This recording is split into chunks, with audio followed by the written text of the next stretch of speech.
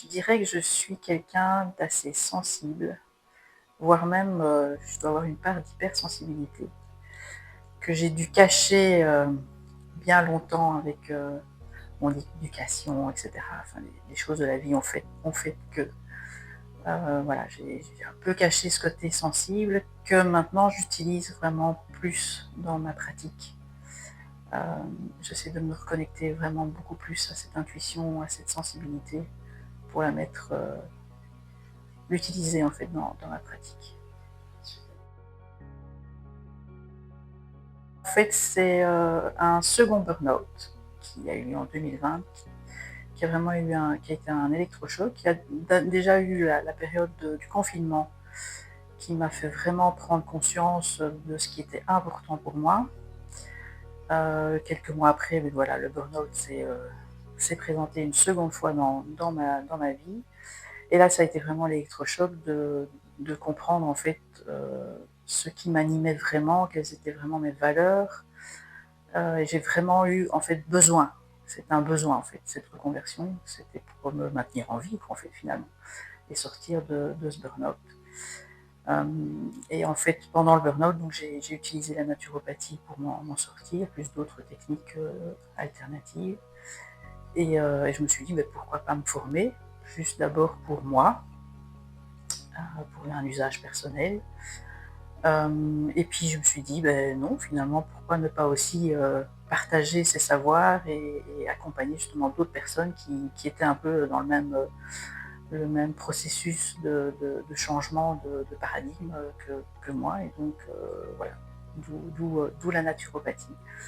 Et les soins énergétiques, eux, sont venus en parallèle parce que je pense que depuis toujours, et ça aussi je l'ai étouffé, j'avais quelque chose en fait, voilà, qui était en moi, que j'ai jamais exploité, que j'ai jamais osé exploiter, parce que voilà, on m'a jamais donné l'opportunité d'eux.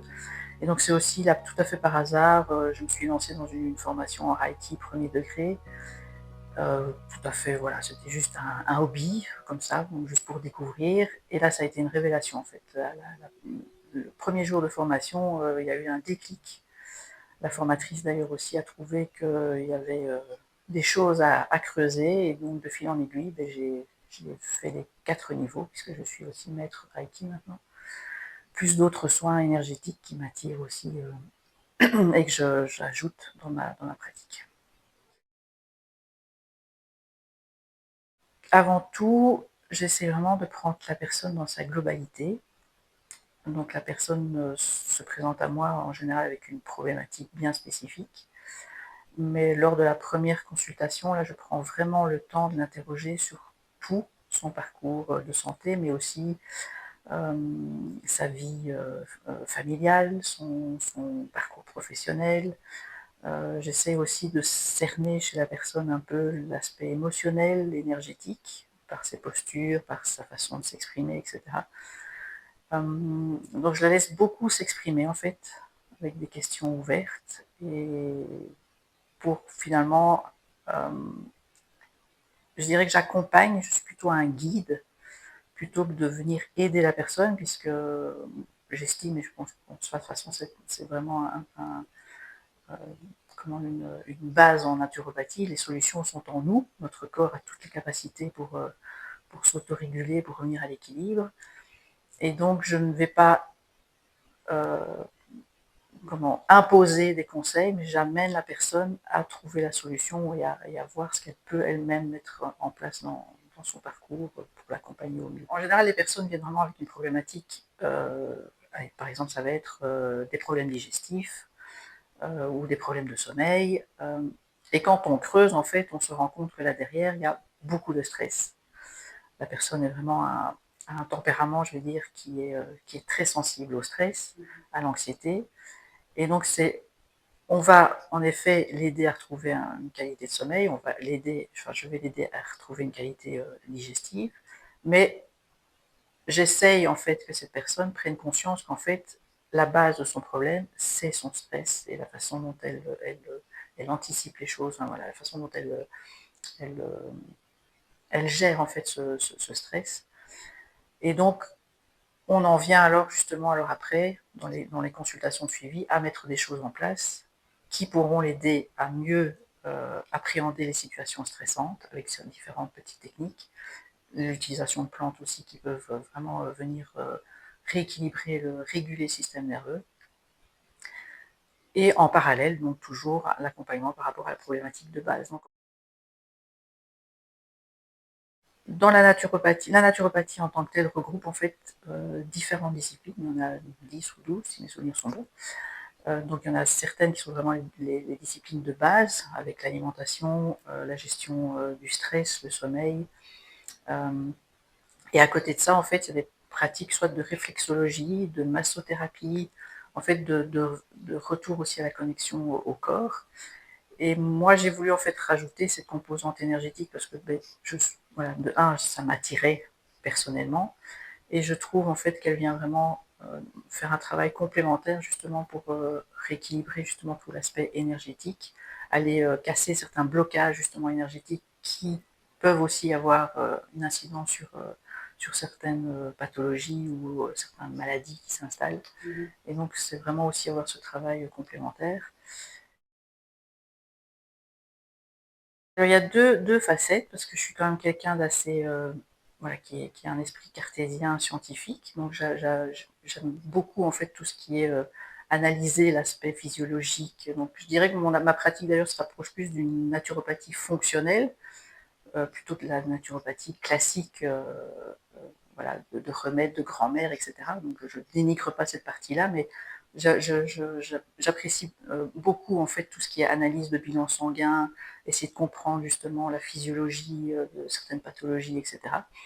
Et d'un autre côté, c'est ce contact humain en fait, et d'aller décrypter en fait les non-dits, tout ce que la personne.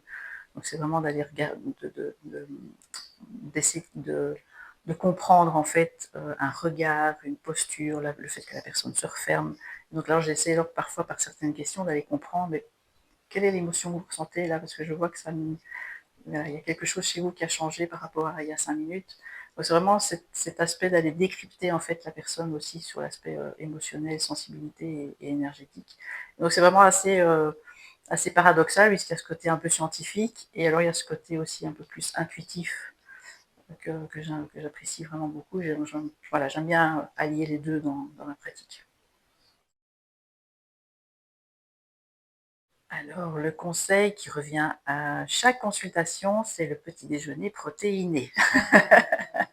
Celui-là, c'est le conseil, sauf quelques cas de personnes, voilà, de consultantes qui ont déjà l'habitude de manger protéiné le matin. Mais ça, c'est vraiment le conseil de base pour avoir de l'énergie, pour avoir les nutriments nécessaires justement pour les neurotransmetteurs, pour un système nerveux régulé. Ça va venir gérer aussi tout ce qui est satiété, donc il n'y aura pas ces petites piques, ces petites envies de grignotage.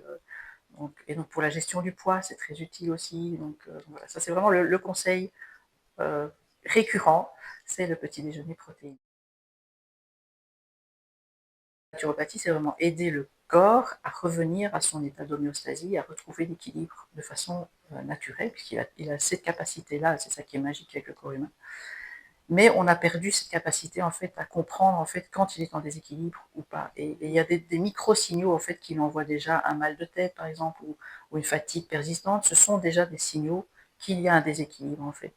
Et donc les personnes ont perdu cette capacité à, et voilà, voilà, la personne a un mal de tête, hop, elle va prendre, je ne vais pas citer le nom, mais un médicament pour soigner. Mais elles ne vont pas essayer de comprendre, mais en fait, pourquoi est-ce que j'ai ce mal de tête? Qu'est-ce qui s'est passé la veille, l'avant-veille? Est-ce que j'ai mangé? Voilà, ça peut être digestif, ça peut être hormonal, ça peut être. Donc il y a toujours une cause sous-jacente derrière par rapport. Et ce sont des signaux en fait que le corps envoie. Et donc ça, c'est vraiment quelque chose qui est important aussi, que j'essaie vraiment de partager auprès de mes consultantes, c'est qu'elles retrouvent ces capacités à se reconnecter, à comprendre en fait les signaux qui sont envoyés par leur corps.